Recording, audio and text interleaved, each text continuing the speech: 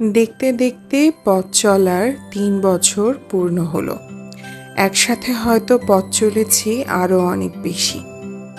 আসসালামু আলাইকুম। আজকে আপনাদের সাথে আমি আমার অ্যানিভার্সারি ব্লগটা শেয়ার করব। খুবই র্যান্ডম একটা ব্লগ, তেমন কোনো স্পেসিফিক কিছু নেই, বাট নিজের মোমেন্টগুলো আপনাদের সাথে শেয়ার করব, তাই এই ভিডিওগুলো করা। আমার সবচেয়ে কিউটেস্ট পার্ট লিখেছে এই বুকেটা। ফ্লাওয়ার বুকেটা এত কিউট ছিল, কি বলবো। রাতের বেলা সারপ্রাইজ করার মতো এই বুকেটা পেয়েছি। একেবারে খুবই টেডি একটা বুকে। আমাদের বিয়ের ছবিগুলো একদম যেন মেমোরি। আসলে ছবি বাসায় টাঙানো হয় না, কিন্তু ছবিগুলো এখনও খুব যত্ন করে রাখা আছে।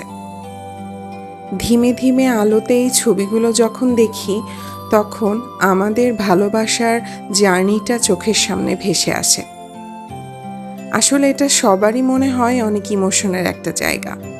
যাক, পরের দিন আমরা র্যান্ডমে আল কাদেরিয়াতে বসে খাওয়া দাওয়া করেছিলাম। তারপর ওখান থেকে প্ল্যান ছিল বাইকে করে যাব হচ্ছে ৩০০ ফিট। ৩০০ ফিটে যাওয়ার টার্গেট একটাই ছিল, সেটা হচ্ছে একটু ঘুরবো, বাইকে হাওয়া খাবো আর ওয়েদারটা উপভোগ করব। কিন্তু আনফর্চুনেটলি ঢাকা শহরের সিটিতে জ্যামের ভেতরে যে অস্বস্তিতে পড়েছিলাম, সেটা আর বলার অপেক্ষা রাখে না। তারপরও যে ১-২ ঘন্টা হাতে পেয়েছিলাম সূর্যাস্তের ঠিক আগ দিয়ে, সময়টা খুবই মনোরম ছিল। আমি মনে হয় প্রথম বাইকে বসে এরকম ভিডিও শ্যুট করেছিলাম, যেটা আমি খুব এনজয় করছিলাম। দুজন, প্রচুর বাতাস ছিল, কথা কেউ কারোটা শুনতে পারছে না, বাট ইট ওয়াজ অ্যামেজিং। এরকম একটা সময় পার করার পরে তুরাগ নদীর ধারে এসে আমাদের সূর্যাস্ত দেখার শেষ মুহূর্তগুলো জাস্ট খুবই একটা অন্যরকম। আর চারদিকে ভালো লাগছিল কারণ প্রচুর সবুজ ছিল। আমার আবার সবুজের প্রতি একটা দুর্বলতা আছে, স্পেশালি প্রকৃতির যে সবুজটা, চারিদিকে একটা গ্রাম্য গ্রাম্য ভাব, যেটা একদম অন্যরকম। নদীর ধারে আমাদের দিনের শেষটা সূর্যাস্ত দেখতে দেখতে একটা সময় উপভোগ করেছিলাম। এখানে চারদিকে আসলে ওয়েদারটা এত ভালো ছিল, এনভায়রনমেন্টটাও ভালো ছিল যে আপনার শুধু ঘুরতে ইচ্ছে করবে।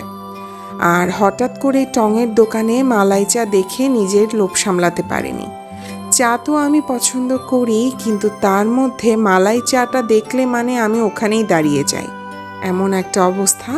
মালাই চাটা নিলাম, সেটাও হচ্ছে এরকম নদীর ধারে বসে আর কি। ওখানে দুজন মিলে সূর্য দেখছিলাম, সূর্য বলবো না, চাঁদ দেখছিলাম, আর এখানে মালাই চাটা উপভোগ করছিলাম।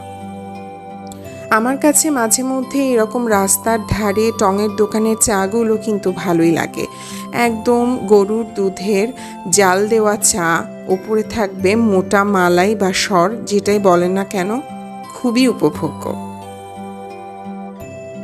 আসলে দেখতে দেখতে ৩ বছর কেটে গেছে ভালোবাসার যাত্রাটা। ভালোবাসার সংসার সব কিছু কিন্তু হাসি, কান্না, আনন্দ, খুনসুটি, অভিমান সব কিছু নিয়েই থাকে। যাক, আলহামদুলিল্লাহ আমরা ৩ বছর পূর্ণ করলাম।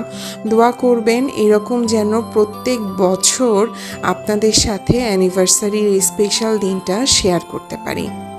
৩০০ ফিটে শুনেছিলাম হাঁসের মাংস আর রুমালি রুটি অনেক বিখ্যাত, তো ওখান থেকে একটু ট্রাই করেছিলাম। আমার কাছে আসলে অ্যাভারেজ লেগেছে। পাশেই দেখলাম ছোটোখাটো বাচ্চাদের জন্য মেলা বসেছে। যাক, দিনের এবার শেষটা।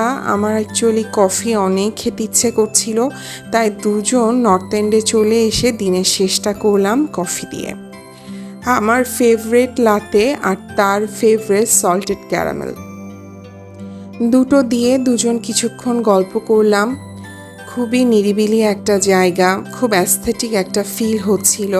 সেখানে বসে দুজন অ্যানিভার্সারি দিনের শেষটা উপভোগ করছিলাম। নিজেদের জন্য এরকম সময় আসলে খুব সহজে বের করা হয় না। কথাবার্তা, নিজেদের সাথে থাকা সেটা অন্য কথা, কিন্তু কোথাও একসাথে ঘুরতে যাওয়া, আনন্দটা উপভোগ করা, একটু সময় নিজেদের দেওয়া, এটা একটা অন্যরকম অনুভূতি। সবাই আমাদের জন্য দোয়া করবেন। ভিডিওটা ভালো লেগে